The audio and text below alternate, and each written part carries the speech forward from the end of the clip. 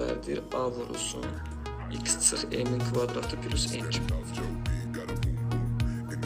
Şimdi y beraber olacaq A vurulsun x sıfır m lisədir 3 plus 16 çıxmış. Düzdür yoldaşlar? Bu kimi aydındır?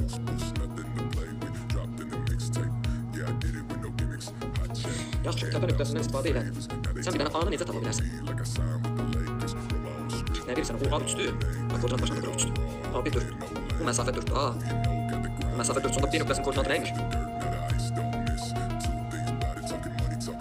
Yazın öyrənəm, yazın. Ay, sağ. Buradan bura 4-cüsə məsafə deməli B nöqtəsində burada nəymiş? Aha, deməli x 7 olanda y nə olur yoldaşlar? 0 mı olur?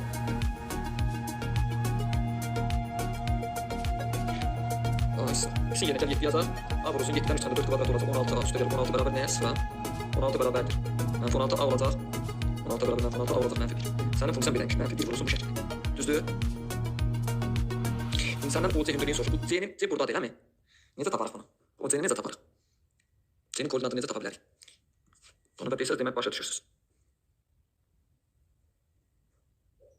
Ay yaşa. Burada Y. Bu C nöqtəsində x 0'dır.